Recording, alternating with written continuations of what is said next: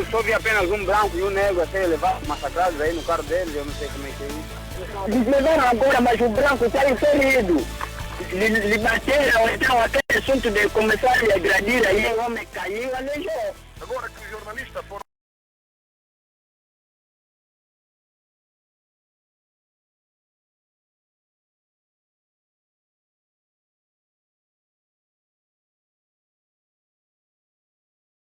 para o capinho, tem que funcionar também dos mais altos. Eles são os donos disso. Sempre a fazerem condomínios. Os condomínios eles se beneficiam desse condomínio, não querem saber do povo, não querem saber de ninguém. Eu estou aqui, estou a chorar, eu não sei se a minha casa foi partida, como é que está a minha família. Rádio Despertar. Rádio em direto. Rádio Despertar. Rádio Despertar. Nos momentos da história recente da nossa democracia. Quando em 2006 resolvemos implementar o nosso projeto radiofónico. Afiguraram-se milhares de dificuldades. Desde logo, um mercado desordenado, marcado pela escassez na diversidade dos produtos. Uma concorrência desleal dos monopólios convenientes financiados pelo governo. Foi neste ambiente que a rádio cresceu e continua hoje crescendo. A nossa perseverança tem uma razão de ser.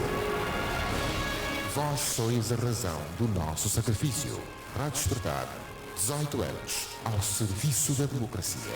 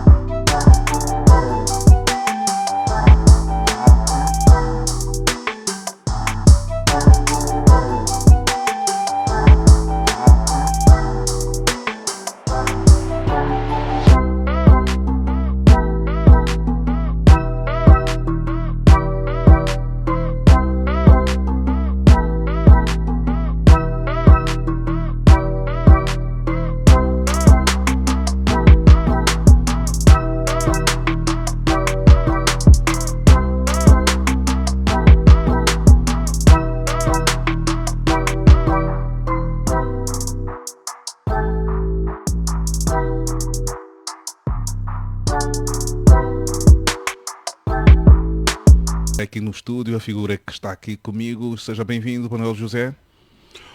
Muito boa tarde, Horácio do Irrés, boa tarde, companheiros de painel, e boa tarde a todos os ouvintes da Rádio Despertar Comercial. Manuel José, não sei se mantém a tradição ou vamos quebrar a tradição. Na edição passada quebrou a tradição. Nesta edição vamos ver se consegue...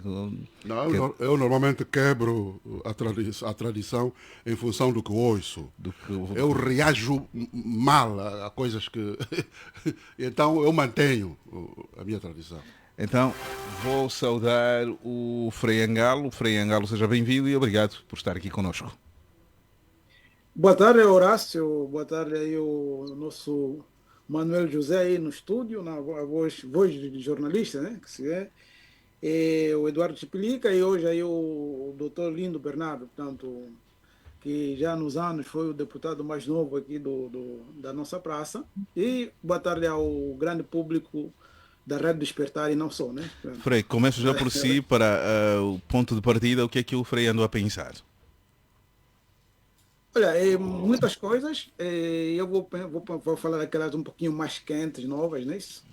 E de ontem, portanto, ontem, historicamente, celebrou-se o Dia da Independência, tanto 45 9 anos. A mim surpreendeu o fato de, nesta data, o Presidente da República fazer uma viagem de trabalho, porque eu acredito que é super importante valorizar as datas, quer dizer, a memória, aquilo que chama-se a memória coletiva de um povo, aquilo que define a identidade e a história de um povo, é feita também de eventos, é feita de personagens, é feita de lugares, e então existem datas, portanto, datas comemorativas, que devem ser devidamente valorizadas, portanto, e não, de certa forma, desviar o seu conteúdo, porque isso é como tirar uma referência para a comunidade. Portanto, o Presidente da República não de nenhuma forma deveria inventar outra atividade no dia em que se celebrava a independência. Portanto, podia se, eu digo comemorar, portanto, eu não digo celebrar, comemorar, porque não há nada para celebrar, o país está mal. E então, nessa data, se devia parar e refletir, sobretudo porque é uma data, como nós vamos também atualmente falar, que envolve muitas pessoas, muitos nomes de pessoas conhecidas e nomes de pessoas não conhecidas, muitos lugares. E então, uma data que eu acredito que num país, essa data deve ser muito valorizada e vivida com muita seriedade, não para fazer ninhos, para fazer festas, mas para refletir. Esse é um acha que politicamente o Presidente da República saiu mal nessa fotografia de dar uma dimensão diferente? Aliás, este é o último ano para entrarmos nas bodas de ouro, que são os 50 anos de independência. Há quem diga que seria o prenúncio daquilo que vai se viver o próximo ano. Exatamente. Eu aqui quero recordar, eu cito muito esse sociólogo, que é um sociólogo polaco, que fala da sociedade líquida, Zygmunt. Então, uma sociedade líquida é uma sociedade sem referências, sem história, sem personagens, uma sociedade sem uma identidade, sem valores fixos. E então, os valores fixos, a identidade, Zygmunt Bauman estava a dizer isso, Zygmunt Bauman, está nisto, está na história.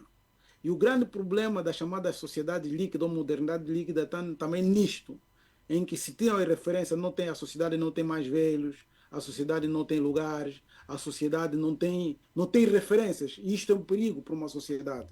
É um perigo para uma sociedade. E então, neste caso, digamos, o presidente esteve muito mal, não digo se saiu mal na fotografia, porque eventualmente as pessoas nem se importaram com isto, mas nós precisamos ter muita atenção em Angola.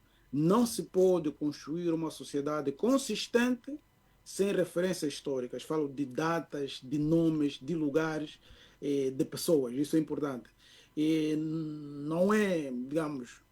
E então, como nós estamos a entrar para um jubileu, na igreja se usa muito a palavra jubileu, que são 50 anos, são bodas, então se deveria pensar num ano comemorativo. Este ano é ano de publicar livros, é ano de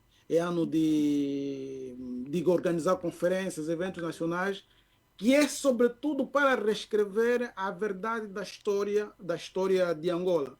E eu aqui termino a minha reflexão com uma frase de uma escritora nigeriana, Chimamanda Ndaye, que dizia que o título do livro é bem pequeno, pode se encontrar na internet, chama-se O Perigo da História Única.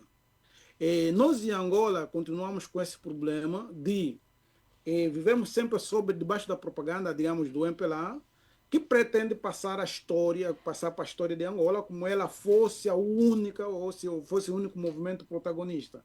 E, portanto, existe esse perigo, e a história falsa é que está a nos dar isso aqui. Chegamos num evento importante, também banalizamos, porque vivemos de uma história falsa, sempre contada com protagonistas que, na realidade, não são os verdadeiros protagonistas. Então, era este ano, 50 anos depois, é tempo de começar a reescrever a história real de Angola. Muito obrigado, Frei. Chipeleque Eduardo, jurista, convidado residente. Seja bem-vindo de volta já para entrarmos, não no principal tema, mas naquilo que foi e que tem sido as suas reflexões para partilhar com os nossos ouvintes. Chipilica. Sim, boa tarde a si, boa tarde ao Frei, ao Dr. Lino Bernardo Tito, ao companheiro Manuel José, aos ouvintes e a todos e todas. A minha reflexão é em volta da... Parece existir uma lista dos nomeados e exonerados e que delimitam outras pessoas a entrarem nisto. Por exemplo, há sempre transferências, e muitas vezes chamadas nomeações ou exonerações, mas quando ouvimos os despachos, são sempre transferências. Não sei se é meritocracia, se é confiança política, se é ocupação, se é servir ou servirem-se. Portanto, fica muito difícil entender. Parece que há pessoas que não conseguem ficar sem exercer qualquer cargo político. Muitas vezes assumiram posições muito altas, como agora acontece em Benguela. O atual governador foi ministro de Estado da Coordenação Econômica e hoje é governador da província de Benguela. Portanto, fica-se aqui com a sensação que importante é exercer, é ter alguma ocupação e não muito necessariamente servir. Foi essa a reflexão que tivemos. Aqui há quem ouse em fazer uma reflexão um pouco mais profunda. Se tivermos-nos até na governação dos últimos 15, 20 anos, o círculo de pessoas que vão ocupando esses cargos públicos não altera. São quase as mesmas pessoas. Para um partido, o MPLA que detém, e por ser partido que vem de uma história do partido único, partido do Estado, e continua a ser partido do Estado que detém a nata de intelectuais, fica-se com a percepção de que há uma certa pobreza de alternativas para ocuparem determinados cargos públicos. Fica com essa impressão também? Não, acho que não é isso. É que existe já uma lista determinada, específica, em que só podem sair essas pessoas dali. Raramente sai alguém fora dessa lista. Não é que não existam outros quadros. Não. A questão que se coloca, não é, acho que eu não me fiz perceber, o MPLA tem muitos quadros, mas as pessoas que são nomeadas para o exercício público de cargos públicos são as mesmas. É um círculo que raramente sofre alteração. É um círculo viciado esse. Porque, primeiro é que, em muitos casos, não há uma explicação exata da exoneração. Ela sempre é baseada, por exemplo, o governador atual saiu naquelas circunstâncias do cartão do combustível, do aumento, etc. Numa situação de conflito, de que as políticas que tinha traçado não surtiram os efeitos. Saiu naquela circunstância como bode expiatório. Agora aparece nomeado como governador. Portanto, fica-se sem saber se é meritocracia, se é apenas uma ocupação, se é o círculo que já está viciado. Portanto, são várias perguntas que se fazem. Aliás, e as respostas é difícil de saber. Vamos fazer uma reflexão um pouco mais alargada. Daqui a pouco, o Dr. Lindo Bernardo Tito, uma figura bastante conhecida, hoje é o nosso convidado especial no Ponto de Equilíbrio. Dr. Lindo, seja bem-vindo. E aqui é tradição convidarmos os nossos, vamos lá aqui para suplionarmos, convidarmos os nossos convidados a partilharem connosco as suas reflexões sobre o país ou sobre o mundo. Dr. Tito, o que é que tem refletido nos últimos tempos?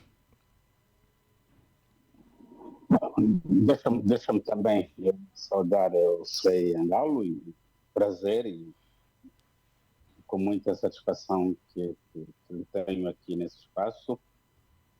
Já algumas vezes troquei mensagem nas redes sociais, não conhecia, não tinha imagem assim, poderia ouvir o Frei. É uma figura da nossa sociedade conhecida e com posições muito claras, não só como Pedro, mas como este angolano que sofre com o sofrimento dos seus compatriotas Na verdade, é um patriota ao serviço de Angola e dos angolanos. Igualmente, o doutor explica, um abraço, não habitei nesse espaço, eu sou um novato, vou aprender com vocês. É a primeira vez que participo, espero que a minha prestação esteja bem. Ouvintes assíduos que acompanham num número significativo. Um amigo, Manuel José, raríssimas vezes tenho visto e tenho ouvido nos últimos dias, mas foi com prazer que volto a estar consigo para ouvir. Um jornalista com pensamento próprio, abstraído de outras pressões externas. O acompanho desde há muito tempo, com maior incidência nos últimos anos na Voz da América, antes lá, e eu tenho muito respeito e admiração. A sua frontalidade, a sua sinceridade, essencialmente a sua independência, né? A sua independência intelectual, pensar o país do modo que ele pensa, e a sua convivência do dia a dia que tem fortificado as suas ideias. Bom, estou quase a lagrimar, doutor Lindo.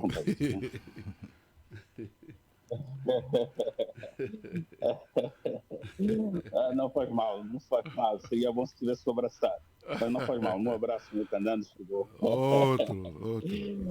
Deixa eu dizer aqui aos meus companheiros de painel e aos ouvintes da Despertar, a quem estendo o meu abraço e a minha admiração, solidariedade para aqueles que nos ouvem num momento difícil, que ao pôr do sol eventualmente não tem uma fuba podre para fazer frente aos filhos, ou um peixe seco, aquele que são restos que são apanhados nos mercados. Né? Estava a dizer que a minha reflexão deste país é com muita mágoa que todos os santos dias, quando me passo a estrada de Luanda e algumas vezes do país adentro, constatar o que é que os meus compatriotas, meus amigos e outros estão a viver. Né? Eu tenho sempre dito, e talvez coincida o meu pensamento com o que chamo sempre meu bispo da minha diocese, da arquidiocese, digamos, de Saurim, Dom Banda, que na verdade os angolanos, não sei porquê, acabaram por aceitar a condição que foi lhes imposta. Alguns. Os angolanos perderam esperança, alguns.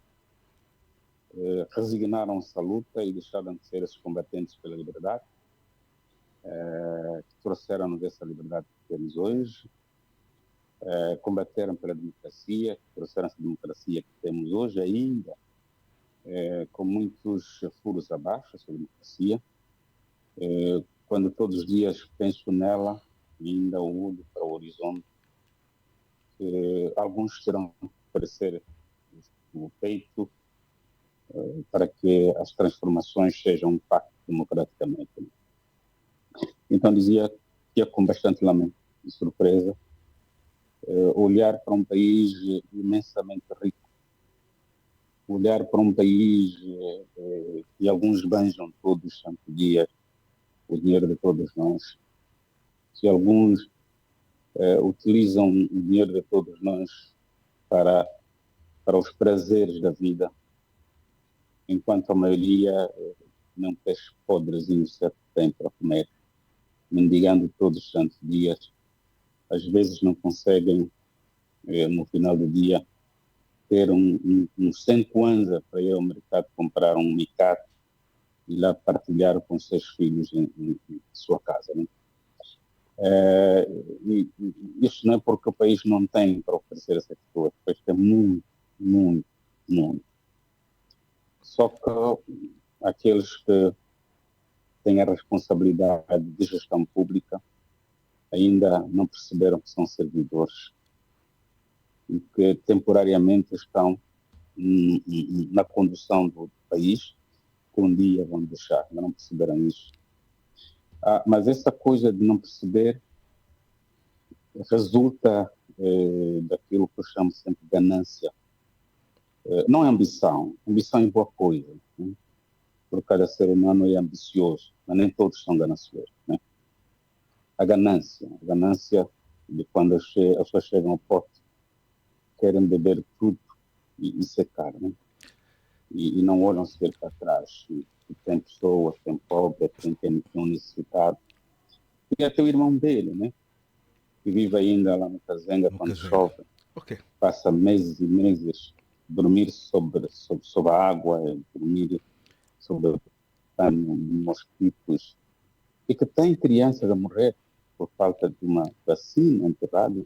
Um só enterrado. É uma sensibilidade que, sei lá, eu não sei se é humana, humana não é. Não sei como caracterizá-la. Pronto, para não usar a palavra menos correta, prefiro dizer uma sensibilidade de alguns humanos. Aqui fica essa reflexão do Dr. Lindo Bernardo Tito.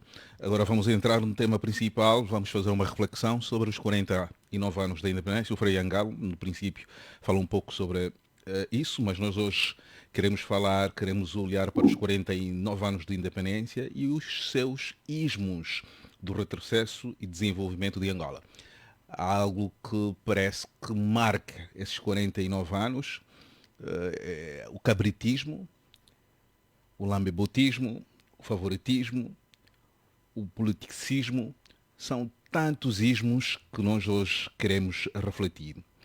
E o espaço, se tivermos que olhar para o tempo, pode ser insuficiente, mas vamos aproveitar ao máximo para olharmos para esta herança que os 49 anos de independência vão deixar para as próximas gerações. A naturalização de algumas práticas que, mesmo sendo nocivas, foram normalizadas, e uma dessas práticas é o cabritismo. Manuel José, jornalista, e o cabritismo entrou no nosso léxico político.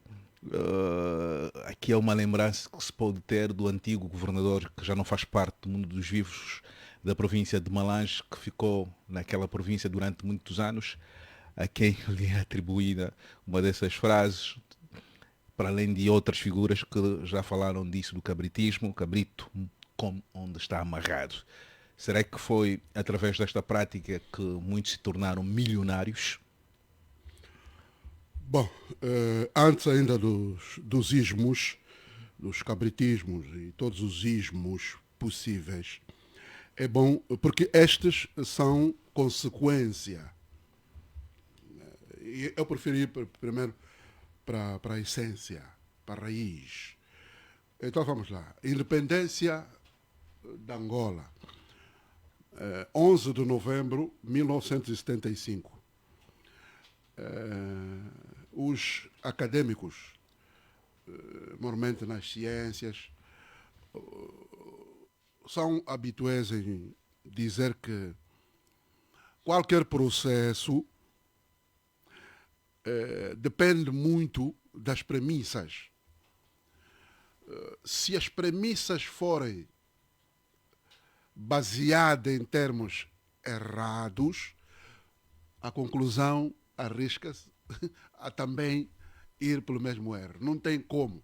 É nessa lógica, pau que nasce torto, morre torto. Não será? Pode mais ser endireitado. Mas não conseguimos. Esse diagnóstico está a ser feito e já está feito. Não, porque nós nos mantemos. Não se consegue fazer a correção? Não, nós nos mantemos lá. E é daí onde surgem estes ismos. Portanto, parte das premissas. As premissas quais são? 1975, 11 de novembro, dizia: há um grupo, né, um grupo restrito que se tornou hegemônico e colocou na cabeça que vai consagrar a independência sozinho. E nós partimos dali, dessa premissa errada. Por quê? Porque se verificar, ninguém fala como é que se chegou ao 11 de novembro. Pouco se fala como é que se chegou. Né? Mas há livros, inclusive. Há um que fala do acordo de Alvor. Está lá, claro. Não é? Aquela questão dos governos não sei se é transição. Alternados. Sim, alternados. Porque havia um calendário. Exatamente. Baseado nos três movimentos. Nos três movimentos, sim. Ok?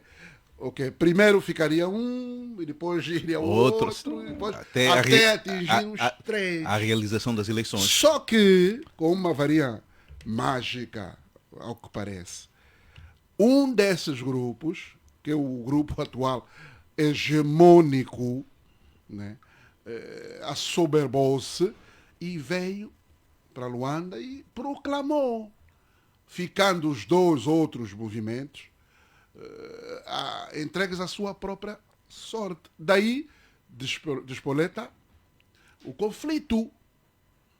Esse conflito, quer dizer, isso ninguém fala. Eu não vejo, por exemplo, por que é que na escola não se fala do acordo de Alvor? Né? Para se chegar aí ao presidente Agostinho Neto, para declarar Angola independente perante a África e o mundo, para se chegar ali, onde é que nós fomos? Ninguém fala disso. Omite-se isso. Essa omissão é propositada? É óbvio. Por quê? É óbvio que é. Por que é essa omissão, Manuel Não, José? alguém falou aqui, acho que é o Frei Angalo, falou e mencionou um sociólogo polaco, da questão de mais palavras, menos palavras, tipo ir sozinho, andar sozinho. Né? É que esse grupo hegemônico fez. Proclamou de per si a independência, partiu de premissa errada, tudo o resto não dá para emendar. Né? Um só povo, uma só nação, Assembleia do Povo, enfim, e outros elementos. Não tinham tudo para dar errado. E aí foi usado, tudo que foi abordado aqui, por exemplo, pelos colegas do painel, foi usado uma técnica que foi bem explicada por um filósofo norte-americano que eu aprecio muito, Noam Chomsky, circuito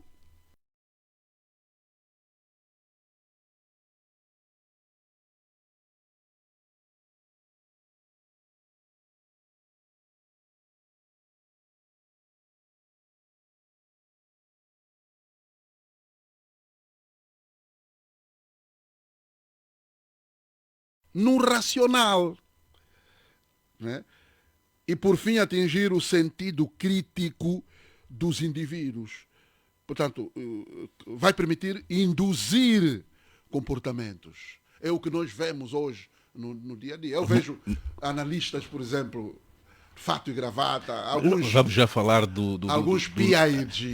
Já vamos chegar aí no lambotismo, para então podermos compreender este fenómeno. Manuel José, aqui fica o seu ponto introdutório. Explica esses ismos, e eu escolhi o primeiro, o cabritismo, mas Manuel José acaba por dizer que só podemos compreender o cabritismo se olharmos na gênese da nossa independência, que parte de uma premissa errada de violações e de violação a violação, que culminou numa independência que foi proclamada longe daquilo que estabeleciam os acordos de Alvor. Como ponto introdutório, o que é que lhe oferece dizer?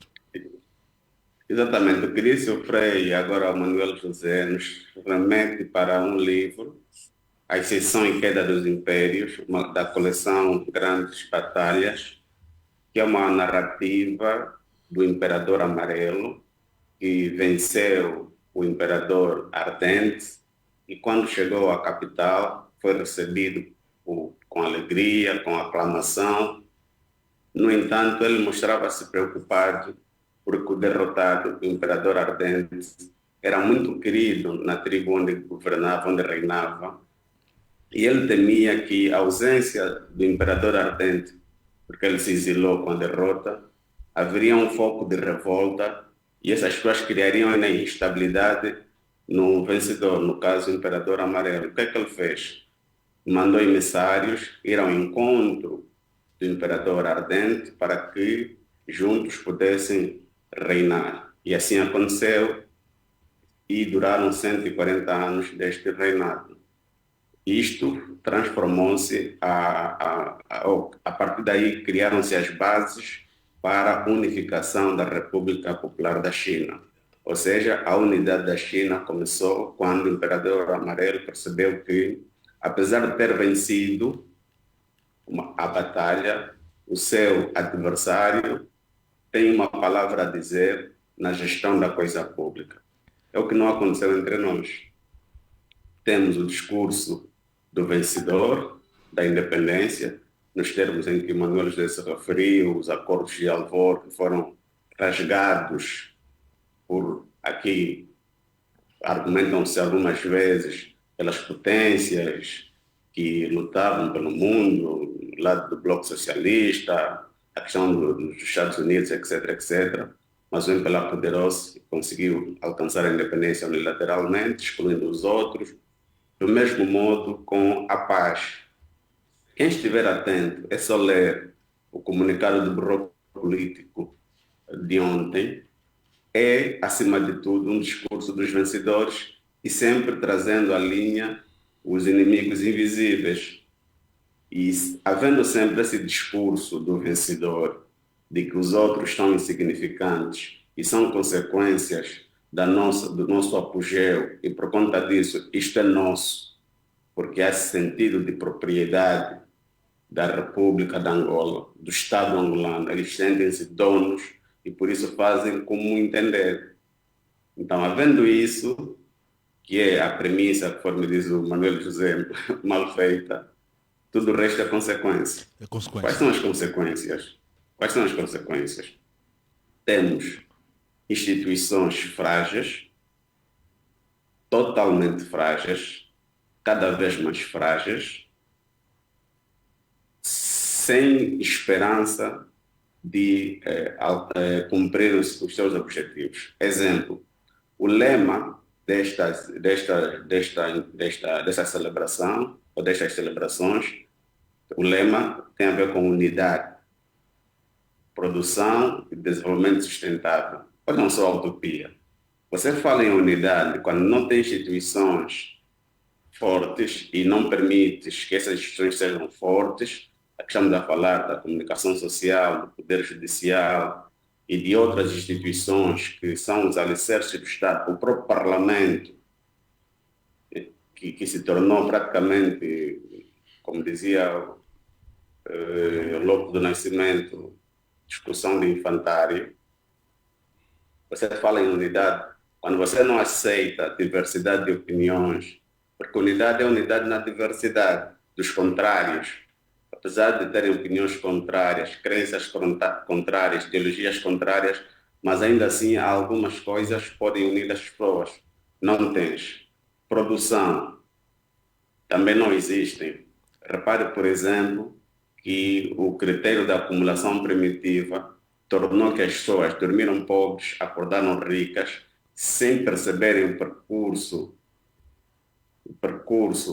de produção, de trabalho, do resultado. E depois, aqui, olhando bem para a nossa sociedade, que é mais fácil ascender a cargos políticos ou públicos para a realização pessoal do que lutar por si mesmo. Então, as premissas, e fazendo fé naquilo que Manuel já se referiu, foram todas erradas e continuam a ser erradas. Depois vem já os ismos que estamos aqui a citar. Inevitavelmente vão continuar a existir, olhando para o cenário conforme está. Obrigado.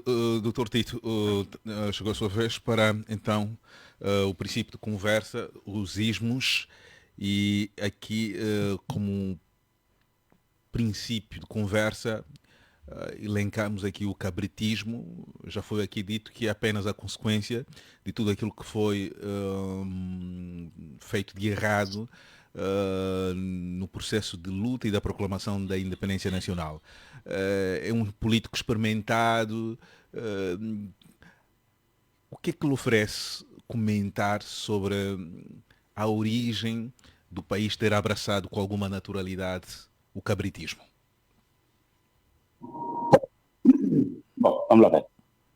Eu tenho identificado como a causa de tudo quanto vivemos hoje a exclusão. A independência foi um ato de exclusão. O exercício do poder governativo tem sido um ato de exclusão. O caminhar no tempo de todas as instituições públicas assentam na exclusão. E o que é que faz essa exclusão? Aqueles que excluem os outros acabam por ser hegemônicos. Por quê? Porque não permite que se partilhe aquilo que é comum. Porque não permite que os outros tenham acesso também à riqueza, ao bem-estar. E eles acabam por ser hegemônicos em tudo. Hegemônico do ponto de vista político, hegemônico do ponto de vista econômico e financeiro, hegemônico até do ponto de vista de relações pessoais. Porquê? Porque também as relações pessoais acabaram por ser aquelas excludentes, aquelas que excluem uns e que abraçam outros. Lembro-me uma frase que foi muito usada e tornou-se um slogan dentro dos situacionistas, né? Estamos juntos, mas não estamos misturados. Esta expressão tão forte que foi utilizada há muitos anos e continua a ser uma expressão de exclusão. E onde há exclusão, aparecem sempre os fracos. Mas atenção, a exclusão depois também tem um outro elemento, que é a defesa dos excluídos. E quando os excluídos se organizam para se defender, a sociedade torna-se instável. Ou seja, nós temos hoje uma sociedade de exclusão instável. Tarde ou cedo, os excluídos vão se afirmar um dia. Espero que os excluídos não sejam como os excluidores de hoje. Sejam aqueles que vão unir, vão pôr de parte a exclusão e vão olhar que todos temos um único espaço para viver. E o outro elemento dos que excluem, depois de terem a riqueza, eles vão explotar essa riqueza fora desse espaço territorial. Ou seja, os últimos dias das suas vidas passam a ser gozados fora desse espaço. Porque o medo que a exclusão faz é a autoexclusão, que tem no essencial o medo. A não aproximação do outro leva a que, bom, eu estou atingindo determinada idade, aqui, se continuar, poderei ser perseguido, então eu tenho de afastar-me daqui. Excluo os outros e auto-excluo na sociedade. Então, para mim, a exclusão tem sido uma realidade nefasta para o país, prejudicial para a nossa convivência, prejudicial para o desenvolvimento, prejudicial para o bem-estar, prejudicial até para o convívio entre famílias. A exclusão de natureza política foi transportada dentro das famílias. Ou seja, há famílias que, por não terem a mesma orientação político-ideológica, não convivem, deixaram de conviver.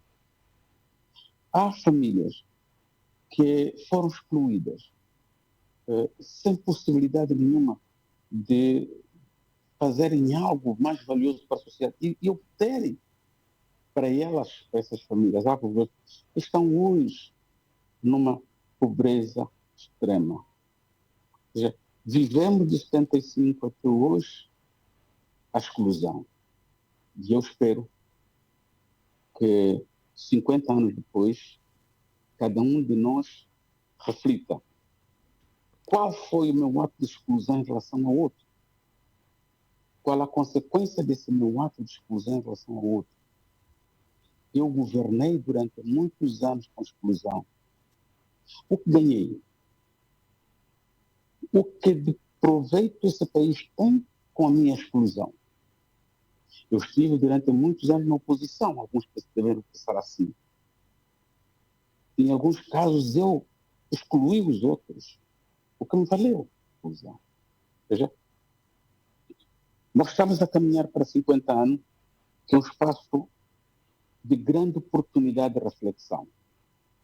Olhar onde saímos para projetarmos onde vamos. Aliás, eu quero viver o meu presente, viver com felicidade. Eu não sei se eu irei a tempo de vivê-lo. Também não sei se os meus netos irão viver exatamente um presente feliz, mas espero que eles vivam um dia em que cada um faça segundo as suas oportunidades sociais e que cresça segundo a sua imaginação, criatividade, o seu empreendedorismo. Não é só olhar para o empreendedorismo de ter recurso financeiro, mas não, de projetar-se dentro da sociedade, se afirmar. Eu, quando vejo jovens, uso a escrever, escrevem muito no meu ramo de formação, mas não tem espaço, são excluídos, por muito que escrevam livros que refletem posições novas para a ciência do direito, não tem espaço, estão a ser excluídos, não conseguem chegar naquele espaço e se afirmarem, porque os seus livros não são aceitos. Por que não são aceitos? É aquele que os exclui não leem os seus livros e passam a mensagem errada de que esses livros são ruins. E nas outras áreas de saber também isso acontece. Ou seja, a exclusão. Resumidamente, vivemos numa sociedade dos excluídos. Há um grupo dominante que acaba por ter o domínio de tudo. Claramente isso. Okay. Claramente isso. Não há outra visão, senão, para mim, o maior pecado que esse país tem é a exclusão. E aqui, Frei Angalo, já tudo quase foi dito sobre os males que precisam ser corrigidos. Fica-se com a impressão que há um repetir da história.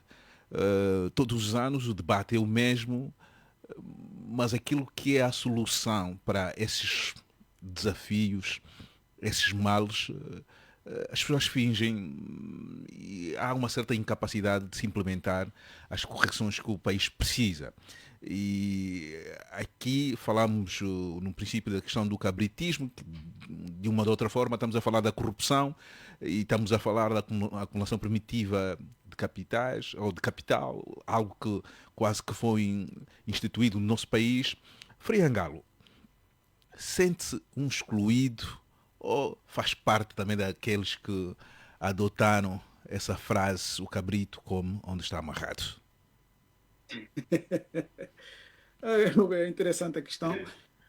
Permita-me antes, no início da nossa conversa, eu falava da Chimamanda Ngozi Adichie e eu vou ler algumas frases dela, do livro dela. Não é livro, é um TED, porque eu acredito que as coisas começam por aí.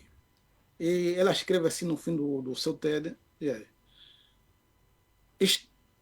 Muitas histórias importam. As histórias têm sido usadas para expropriar e ressaltar o mal.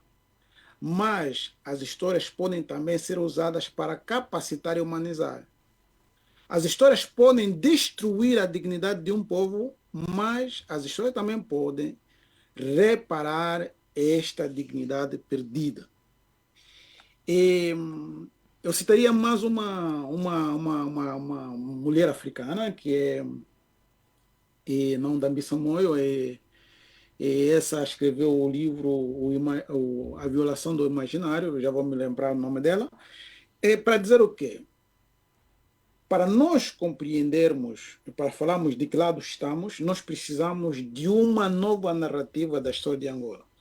E eu acredito que, não sei se no próximo debate vamos fazer isto, é muito importante situar cada movimento na história de Angola, ver o seu papel e valor histórico, para hoje estarmos onde estamos. Portanto, eu depois vou responder concretamente a questão que me colocou. Mas eu quero aqui recordar ao mais novo, aos mais novos que nos ouvem, não é isso?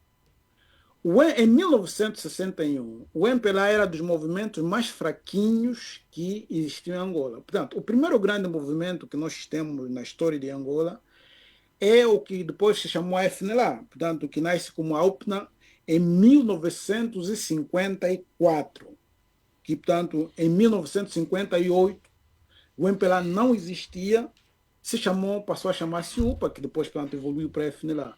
Nessa altura já existia também, por exemplo, a FLEC de Cabinda, a FLEC hoje que nós colocamos em Cabinda, portanto, a FLEC já existia. E o MPLA vem depois, e eu queria aqui sugerir uma leitura muito, muito interessante, que é do nacionalista chamado Sócrates Descalós. O livro pode ser baixado da internet, está grátis. Chama-se, o título do livro é Um Testemunho para a História de Angola, do Uambo ao Uambo, Sócrates Descalós.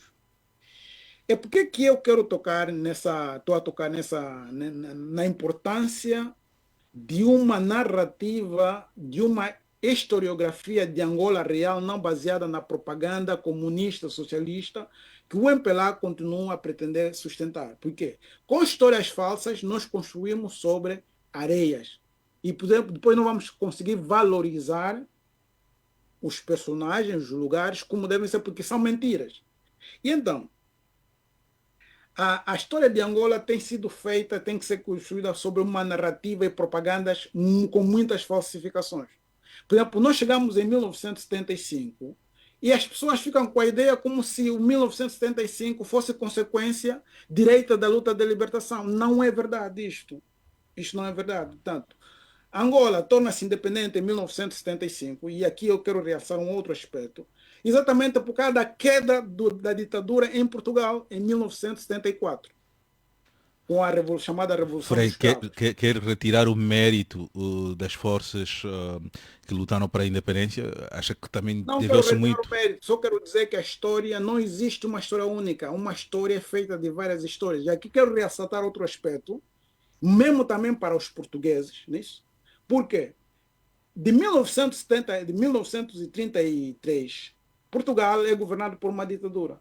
Muitos militares portugueses que foram enviados em Angola vieram morrer à toa em Angola, morreram à toa em Angola contra a própria vontade, portanto, foram por causa da ditadura. Mesmo Portugal precisa de reconstruir a própria memória histórica dos seus filhos que foram enviados para a ditadura, morrer à toa em Angola, morreram à toa em Angola, não porque queriam, porque já não se tratava de processo de colonização, era tempo da descolonização, ok? E depois,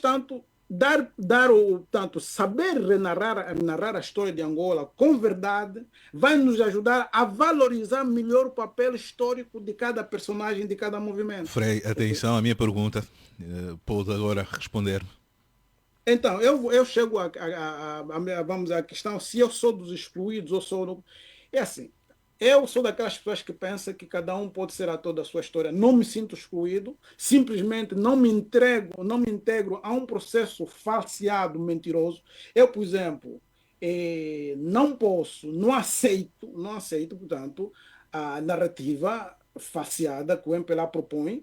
Também não aceito esse governo, como disse, por exemplo, o governo de João Lourenço é um governo que já devia se demitir num país normal. Portanto, hoje nós vivemos com um sistema corrupto, um sistema que continua a corromper, que continua a arrastar as pessoas. Não me integro a esse processo, mas não me sinto excluído, porque eu sei qual é o meu lugar na história do país, ok? Sei qual é o meu pequeno lugar na história do país e me situo naquele lugar, não como dos excluídos, mas aquele que sabe que tem que reclamar o lugar verdadeiro da história de Angola em Angola, não das propagandas do MPLA. Isso. Muito obrigado.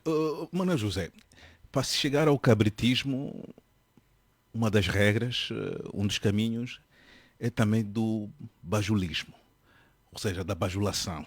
E aqui colocamos o bajulismo. Acha que essa cultura da bajulação acabou por ser um meio um caminho que muitos seguiram e que efetivamente deu resultados e acabaram por chegar à mesa onde está a se fatiar a riqueza nacional? Eu vou insistir, perante a insistência do Horácio, aos ismos. Os ismos são mesmo consequências. Eu vou fazer uma analogia para perceberem bem a minha insistência em desvalorizar a consequência. O paludismo ou a malária, uma das doenças que mais ceifa vidas em Angola, é provocada por um gene, um agente que chamado plasmodium, enfim, não estou bem certo, mas plasmodium. Quando o indivíduo tem essa agente, ele está afetado com o paludismo, a malária. E um dos sintomas da malária é febre. Outro é dor de cabeça.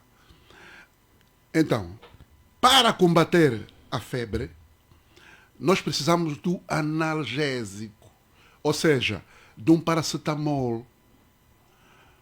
Se o indivíduo tiver paludismo ou malária, ele pode acabar lâminas e lâminas de paracetamol, não vai curar. Enquanto não tomar o antipalúdico, ou seja, para extirpar a essência do paludismo. Então, quando o indivíduo chega já bajulador, quando chega já a esses ismos todos, nós, quer dizer, é já consequência, é já até por ser salva-se quem puder. Nós temos que ter sempre atenção à essência, à raiz, para podermos extirpar. Veja bem, eu vou me socorrer da tese apresentada, a tese entre aspas, pelo Dr. Lindo Bernardo Tito, que ele considera, portanto, a exclusão o elemento primordial nessas questões que estamos aqui a abordar. Essa exclusão vai depois desembocar para um aspecto mais grave ainda, que é injustiça social. Está vendo? Esses elementos é que provocam como é que eu posso dizer? Distorções. E vamos lá, por exemplo, com esse processo da independência, que chamam independência, que alguém ousou perguntar, mas quando é que essa independência vai chegar? Não é? Trouxe males sérios que não vão ser erradicados assim. Por quê? Porque aquilo atinge o emocional do indivíduo. Por isso é que eu mencionei... Ou será esse emocional influencia na questão, na prática da própria sobrevivência? Exatamente. Por isso é que eu mencionei no Anchofsky, aquela tese dele do emocional, né? Dar mais razão ao emocional do que a razão. Veja bem, essa exclusão vai depois provocar injustiça social. Não é? Veja só alguns dos termos. O Dr. Lino Tito mencionou né, que estamos juntos, mas não estamos misturados. Depois, é uma prática nociva na perspectiva do Dr. Lindo. E não é inocente. Há outras frases. Este não é dos nossos. A outra, nem todos são nossos. Uma outra, deste lado. Esse é daquele lado, né? Em alusão aos elementos da oposição em Angola, UNITA. Isso ficou até hoje. E eu acho e tenho quase certeza, há elementos deste grupo, por exemplo, a UNITA, que padecem dessas violações, desses insultos que foram criados propositadamente. O que é que isso deu? Isso dá nas pessoas, até hoje nós verificamos, o complexo de inferioridade. E também de superioridade. Não, mas nesse caso em concreto, eu estou a falar do complexo de inferioridade. Isso afeta a mente, isso é grave. Não se tira assim. O elemento, basta dizer, e é assim que é a nossa sociedade. Nossa sociedade é levada assim. Se o elemento tiver uma moto, já tive a ouvir a narrativa de um indivíduo pertencente à UNITA. Ele disse que um dos filhos participou num concurso público de uma empresa. Ele passou com distinção. Primeiro lugar. Nota máxima. Agora, na hora da seleção. Seleção não, para admitir já o indivíduo, eles foram ver um nome. Eles fazem isso. Viram um nome e associaram. Isso aqui parece que é do indivíduo dali. Do outro lado. Não é do outro lado. Veja bem. Quem é que disse que o indivíduo da UNITA é do outro lado? Outro lado da onde? Angola tem 18 províncias. Né? Portanto, essas são frases que o doutor Lindo disse bem, que criaram a exclusão. E essa exclusão se enraizou na cabeça das pessoas. As próprias pessoas alimentaram também, ou deram vazão a este sentimento emocional de complexo de inferioridade. O indivíduo fica moado e ele próprio sente-se excluído. A chamada autoexclusão. Portanto, isso não se acaba assim com dar cá aquela palha. Portanto, isso leva tempo para isso ser irradiado. Por isso é que eu estou a insistir. Eu estou a insistir na essência. Na essência. Portanto, se nós não analisarmos com profundidade que nós falamos aqui, Horácio, escute só isso que eu estou a dizer. Se nós não atacarmos essas questões sérias que afetaram o emocional do indivíduo, que até hoje o indivíduo, você vê que não, esse não é dos nossos, ele automaticamente se exclui. Na questão do emprego, nós estamos um país com um nível muito alto de desemprego. Para tu teres emprego, ou você faz parte da caixa, né? Ou você não tem acesso. Ou você não tem acesso a isso. Isso é mais grave do que isso. É a tal chamada independência. Independência é o quê? O que é independência? É o que o doutor Lino estava a dizer quando eu disse que só falta eu lagrimar aqui. Né? Às vezes me diz, não, você é independente, gosta. Não, esse é um esforço muito grande. Mas graças também ao bocado que eu consegui me alimentar, né, de instrução e de educação, para ter essa postura, né, de que não há seres superiores a outros. Só existe pessoas que têm oportunidades, mais oportunidades que os outros. Não é em vão que há um professor, para concluir, há um professor universitário, que ele diz que ele, quando entra para a sala de aulas, ele considera os colegas, mas ele não considera os colegas por populismo, ou sei lá qual é o sentimento. Ele diz que a diferença entre o professor que está ali em cima e os alunos ou os estudantes é só a quantidade de livros que o professor teve acesso e que o estudante ainda não teve. Ele pode chegar lá. Porque há casos de estudantes, né, que se tornam até mestres dos próprios professores. Obrigado. Então, tem a ver com oportunidade. Não muito com isso que se diz, que é usado por este grupo hegemônico, né, que a forma de encarar determina o que ele faz. Portanto, como é que ele encara Angola? Ele encara como uma propriedade privada, como se fosse uma, casa da mãe Joana, como se fosse uma propriedade do pai, da mãe deles. Muito obrigado, muito obrigado. E daí vem a exclusão, que depois desemboca a justiça social. E vem outros males que vêm nos ismos. Doutor Lindo, nunca foi tentado abraçar o bajulismo?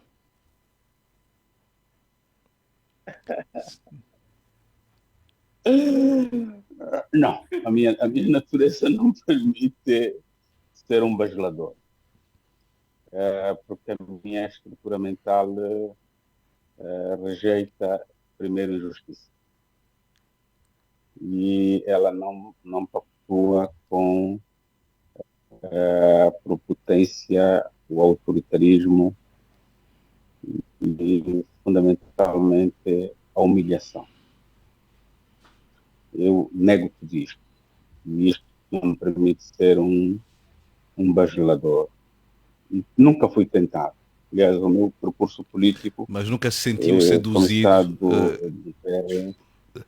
Doutor Tito, nunca se sentiu Não, seduzido, nunca se sentiu atraído, uma vez que muitos optaram por esse caminho, chegaram a ministro, a embaixador, a presidentes de conselho de administrações de grandes empresas, nunca foi tentado, nunca se sentiu que este é o caminho que poderia ser abraçado para alcançar determinada projeção política?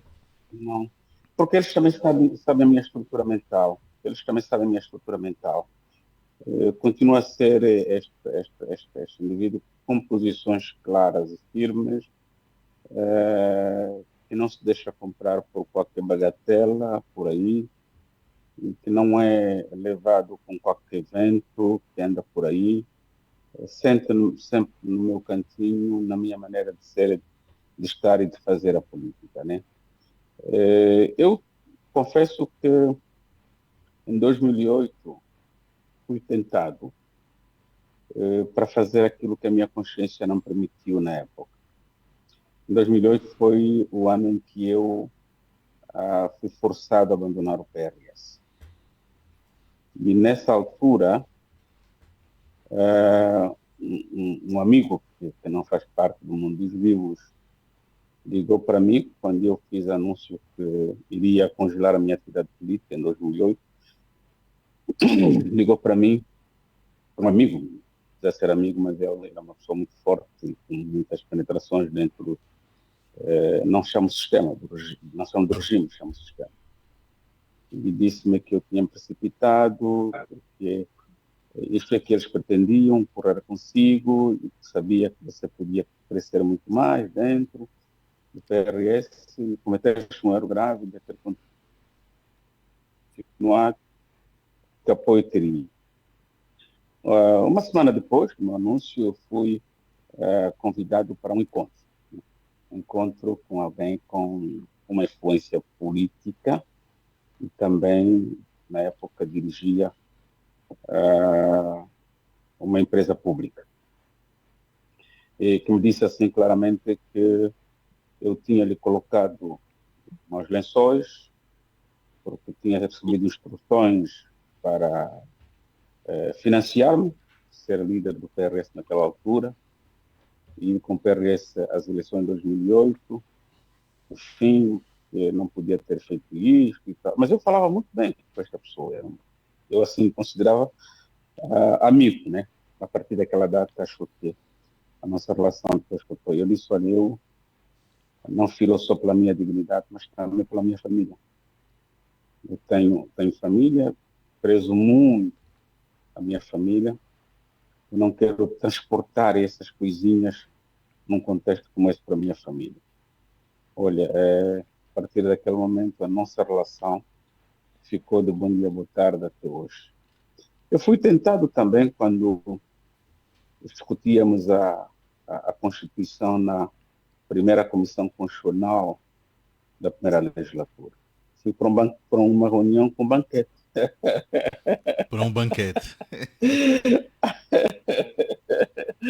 Com banquete. Uma reunião em que eu levei 2 colegas meus, né? Um que era o redator da nossa parte, que trabalhou junto com, vou citar o nome, não vou esconder, com o João Martins. Na altura, o João Martins era técnico em Pelá. E no final, com aquele banquete, era um almoço, era mais ou menos um almoço de 6 ou 7 pessoas, mas era um grande almoço. E terminado aquilo com uma lavagem cerebral. Estamos em fevereiro de 2002, mais ou menos, isso um pouquinho antes, acho que final de janeiro, princípio de fevereiro de 2002. E foi ali que eu percebi o cenário todo da guerra, foi me contado tudo, como estavam as coisas no Chico e tal. Mas eu mantive a minha posição, porque a nossa posição era federalista. Mas tínhamos evoluído um pouco. Tínhamos evoluído para uma posição de um país regionalizado no sentido de um modelo espanhol. E isso coincidiu com o que a UNITA tinha apresentado na época. Nós éramos aquele que defendíamos a eleição do governador, com uma economia a política administrativa das províncias. Alguns chamam hoje autarquias supramunicipais, numa nova roupagem, num modelo não idêntico o de Moçambique, mas nós tínhamos um modelo mais diferente, com maior autonomia mesmo. Mantive, eu e os 2 companheiros que foram comigo para esse encontro, mantive, e no final decidimos que devia ser produzida uma ata. O redator da minha parte andou atrás do João Martins até hoje, a ata nunca foi elaborada. E pronto, são dessas coisas, isso é pouco. Mas pronto, eu fui várias vezes tentado. Mas a minha verticalidade não permitiu que me deixasse bater. Mas pronto, Dr. Tito, são coisas da vida política. Como é que encara esse fenómeno que se enraizou na nossa sociedade? Hoje é uma prática que acaba até por encontrar, não digo mentores, mas pessoas bem-sucedidas que seguiram esse caminho. Há indivíduos que saíram de comentadores para governadores de Banco Nacional, aquelas figuras que saíram de comentadores para ministros. Ou seja, há aqui exemplos que acabam por motivar quem é jovem, quem está a começar agora a carreira política e identifica esse como o caminho mais fácil para obter determinados resultados. Bom, a estratégia de manutenção da hegemonia política passa exatamente nisto, né? O aliciar, o comprar consciência. Quando alguns não podem, são sacrificados com as suas próprias vidas, né? Tudo isso para controlar o Estado, para ter uma presença autoritária e continuar a manter o poder político.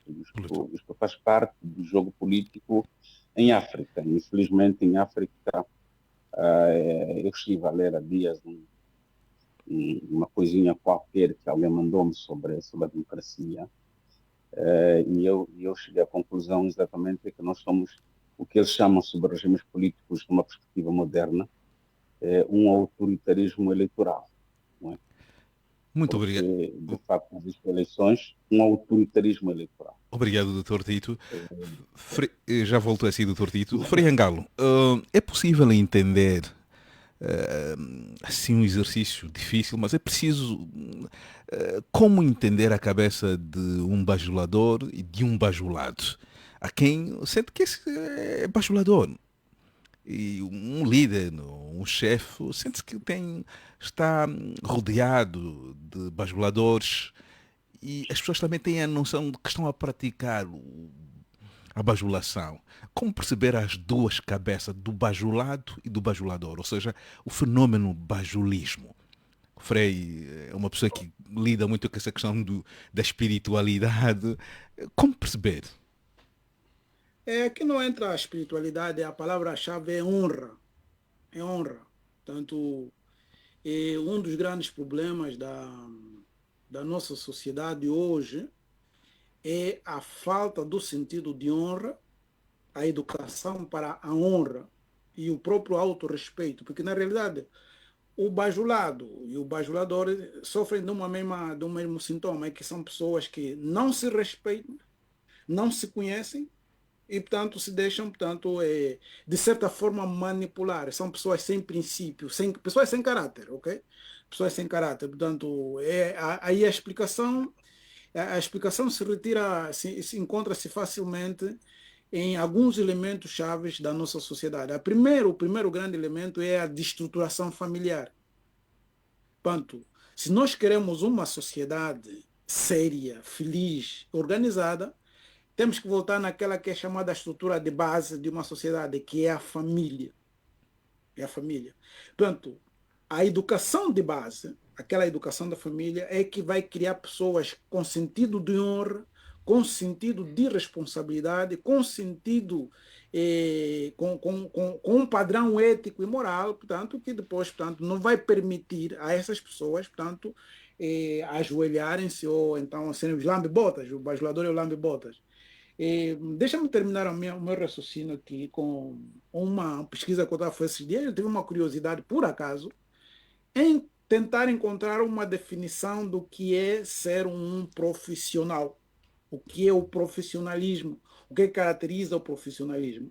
Depois de muita leitura, eu encontrei 3 palavras: competência, responsabilidade e ética. Competência, responsabilidade e ética. Portanto, onde existe incompetência, irresponsabilidade e falta de moral e ética, tem a bajulação generalizada. Portanto, isso que está o país. Eu não sei se desculpe aí, o Horácio já viu, temos um outro convidado aí, o Candombe, o doutor, o senhor Candombe. O Rui Candombe. Sim, sim. Doutor Rui. Acho que é melhor saudar os novos. Vou saudá-lo daqui a pouco. Não sei se deu para responder a sua questão. Deu. Só isto. Doutor Rui, seja bem-vindo.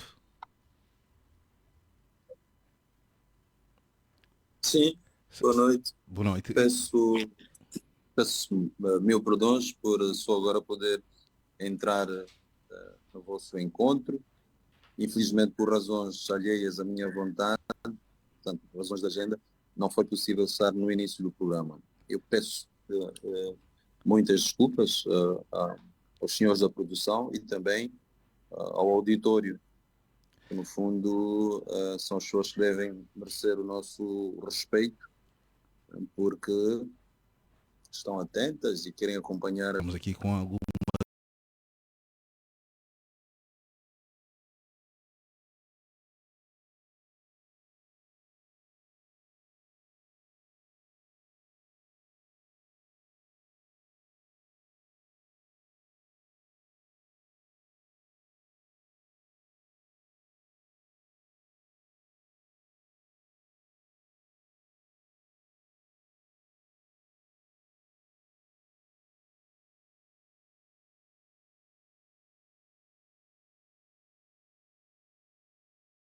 dificuldade do sinal.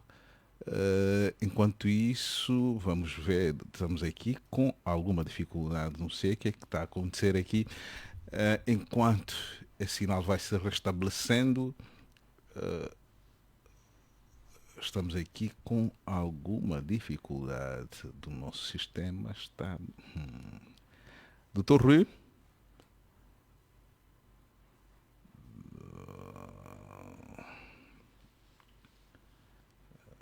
Estamos aqui com alguma dificuldade. Manuel José, essa pergunta. Sim, não.